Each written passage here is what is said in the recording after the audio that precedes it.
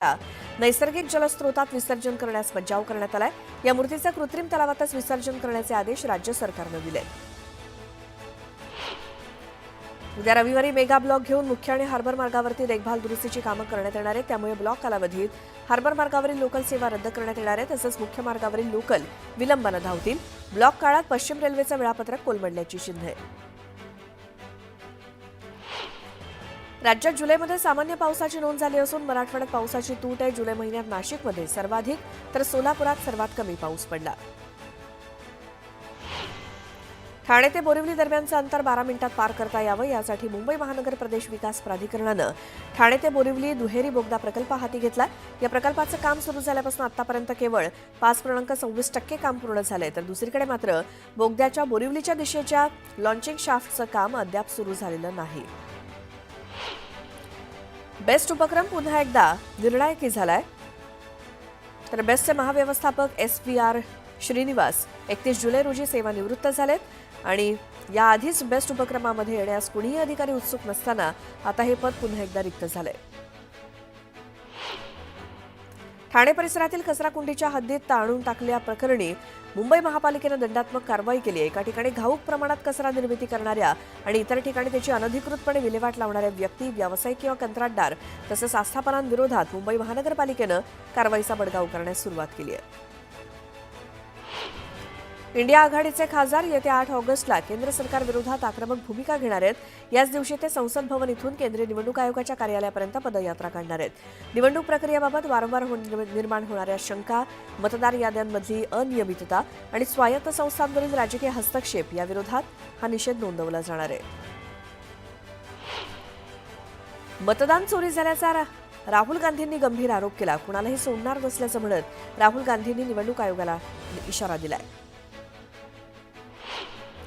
माणिकराव कोकाटे अनुभवी मंत्री आहेत, त्यांना खेळाचा चांगला अनुभव आहे, म्हणूनच त्यांना क्रीडा आणि युवक कल्याण असं मंत्रिपद मिळालंय। पूर्वीचा अनुभव बघता ते योग्य न्याय या विभागाला देतील अशा शब्दात रोहित पवारांनी कोकाटेंना टोला लगावला। मंत्र्यांचे आका त्यांना वाचवण्याचा प्रयत्न करतायत, कितीही सफेदी करायचा प्रयत्न केला तरी सरकार कलंकितच आहे अशा शब्दात संजय राऊतांनी सरकारवर जोरदार टीका केली। माणिकराव कोकाटे यांची कृषी मंत्री पदावरनं उचल मागणी केल्यामुळे लातूरमध्ये छावा संघटनेच्या कार्यकर्त्यांनी जल्लोष केला। यावेळी फटाक्यांची आतषबाजी करून कार्यकर्त्यांनी आनंद साजरा केला। योगेश कदम यांनी सावली डान्स बारचा ऑर्केस्ट्राचा परवाना परत करणं हा केवळ बचावाचा भाग असल्याची टीका सुषमा अंधारे यांनी केली, तर कारवाईपासून वाचण्यासाठी सारवासारव सुरू असल्याचं त्या म्हणाल्या। आमदार सुधीर मुनगंटीवारांनी चंद्रपूर जिल्ह्यातील ग्रामीण भागाच्या रस्त्यांची पाहणी केली।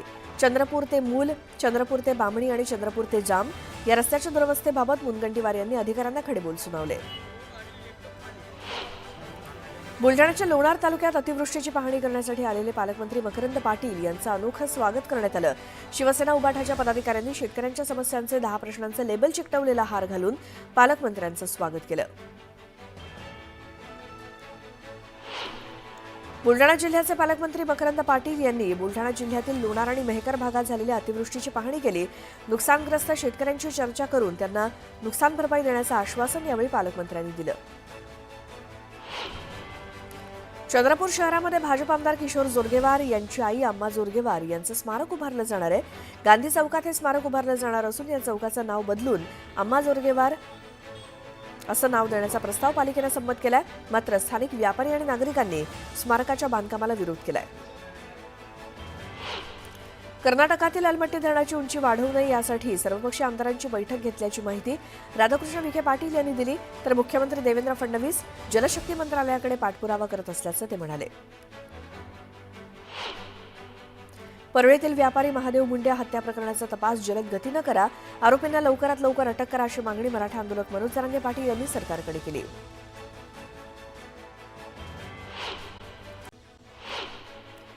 रुग्णांच्या अंगावरनं उंदीर फिरत असल्याचा धक्कादायक प्रकार नांदेडच्या कंधार ग्रामीण रुग्णालयामध्ये समोर आला। या घटनेनंतर आरोग्य विभागाकडनं कारणे दाखवा नोटीस बजावण्यात आली, तर रुग्णालय इमारतीच्या देखभाल दुरुस्तीची जबाबदारी आपली असून कोणी निष्काळजीपणा केला तर कारवाई केली जाईल असा इशारा मंत्री शिवेंद्रराजे भोसलेंनी दिला। अकोल्याच्या जिल्हा स्त्री रुग्णालयातील निविदा प्रक्रियेत घोटाळा झाला. या प्रकरणी जिल्हा शल्य चिकित्सकासह 2 उच्च पदाधिकाऱ्यांना निलंबित करण्यात आलंय. एकाच वेळी 3 अधिकाऱ्यांचे निलंबन झाल्यामुळे अकोल्याच्या आरोग्य विभागाच्या वर्तुळात मोठी खळबळ माजली. जळगाव पालिकेत जन्म नोंदणी दाखल्यामध्ये घोळ झाल्याचं समोर आलं. आडनावासह वडिलांचं नावही बदलल्याचं समोर आलंय. त्यामुळे आयुक्तांनी उपायुक्तांना चौकशीचे आदेश दिलेत. मालेगाव बॉम्बस्फोट निकालानंतर मालेगावात पोलिसांचा कडक बंदोबस्त तैनात करण्यात आला. शहरातील सर्व व्यवहार सुरळीतपणे सुरू आहेत. दरम्यान नाशिक जिल्हा ग्रामीण पोलीस प्रमुख बाळासाहेब पाटील शहरामध्ये तळ ठोकून आहेत. बुलढाण्यामध्ये समृद्धी महामार्गाच्या संरक्षक भिंतीमुळे शेतकऱ्यांच्या शेतात मोठ्या प्रमाणात पाणी साचले. त्यामुळे शेती पिकाचं मोठं नुकसान झालंय. नुकसान भरपाई देण्याची मागणी शेतकऱ्यांनी केली. शेतात राहून कुक्कुटपालनाचा व्यवसाय आणि शेती सांभाळणाऱ्या वृद्ध दाम्पत्याच्या घरात पाणी शिरलं. साकोली शहरातल्या जुन्या वस्तीतील तलाव फुटल्यामुळे मोठ्या प्रमाणात पाणी शेतात शिरलं. दरम्यान या वृद्ध दाम्पत्याला सुखरूप बाहेर काढलं गेलं, तर पाण्याच्या प्रवाहात कोंबड्या मात्र वाहून गेल्या. चिपळूण एमआयडीसी येथील पंपाचं बिल थकीत असल्यामुळे महावितरणनं नगर परिषदेचे वीज कनेक्शन बंद केलं. नगरपालिकेनं महावितरणनं थकवलेल्या करामुळे सबस्टेशनला टाळं लावलंय. त्यामुळे वीज पुरवठा खंडित झाल्यामुळे नागरिकांना नाहक 3 तास अंधारात राहावं लागलं. धाराशिव जिल्ह्यातील दुष्काळग्रस्त भागात सरकारच्या वतीनं चारा लागवडीसाठी मोहीम राबवण्यात आली. पुढील काळात चारा टंचाई भासू नये म्हणून पशुसंवर्धन विभाग आणि कृषी विभागानं हा उपक्रम राबवला. रायगड जिल्ह्यात आजपासून महसूल सप्ताहाला सुरुवात झाली. 1 ऑगस्ट ते 7 ऑगस्ट या कालावधीमध्ये हा सप्ताह साजरा केला जाणार आहे. मंत्री आदिती तटकरे यांच्या प्रमुख उपस्थितीत माणगाव तहसील कार्यालयात सप्ताहाला सुरुवात झाली. तर महाड इथे मंत्री भरत गोगावले यांच्या उपस्थितीत छोटेखानी कार्यक्रम घेण्यात आला. कांजूर डम्पिंग ग्राउंड संरक्षित वनक्षेत्र म्हणून पुनर्संचयित करण्याच्या मुंबई उच्च न्यायालयाच्या निर्णयाला शुक्रवारी सर्वोच्च न्यायालयाकडून स्थगिती मिळाली. या निर्णयामुळे मुंबईतील कचऱ्याच्या विल्हेवाटीसाठी तुर्तास तरी पळापळ करावी लागणार नसल्यामुळे मुंबई पालिकेला मोठा दिलासा मिळाला आहे. एसटी महामंडळ आता आपल्या डेपोमध्ये असलेल्या पेट्रोल पंपाच्या माध्यमातून पेट्रोल आणि डिझेलची किरकोळ विक्री करणार आहे. केंद्र आणि राज्य सरकारच्या व्यावसायिक भागीदारीतून उत्पन्नाचा नवा स्रोत निर्माण करण्याच्या हेतूनं हा उपक्रम राबवणार असल्याची माहिती परिवहन मंत्री तथा एसटी महामंडळाचे अध्यक्ष प्रताप सरनाईक यांनी दिली. भारतावर 25% टॅरिफ लावण्याची घोषणा केल्यानंतर जगभरातील देशांमधनं आयात होणाऱ्या वस्तूंवरती लावलेल्या आयात शुल्काची देखील यादी प्रसिद्ध केली जाते. हे आयात शुल्क 1 ऑगस्टपासून लावण्यात येणार होतं, पण त्याची अंमलबजावणी आता 7 ऑगस्टपासून केली जाणार आहे. बिहारमध्ये विधानसभा निवडणुकांच्या पार्श्वभूमीवर त्या राज्यात निवडणूक आयोगानं राबवलेल्या विशेष पुनरावलोकन मोहिमेनंतर प्रसिद्ध केलेल्या मतदार याद्यांमधनं 65 लाख जणांची नावं वगळण्यात आली आहेत. परिणामी राज्यातील नोंदणी झालेल्या मतदारांची एकूण संख्या 7.9 कोटींवरनं घटून 7.24 कोटी झाली आहे.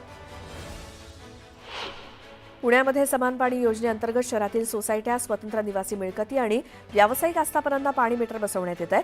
मात्र शहराच्या अनेक भागात मीटर बसवण्यास विरोध होत असल्यामुळे महापालिकेकडून विरोध करणाऱ्यांवरती थेट शासकीय कामात अडथळा आणल्याचा फौजदारी गुन्हा दाखल केला जाणार आहे. गरज भासल्यास संबंधितांचे नळजोड सुद्धा तोडण्यात येणार आहेत.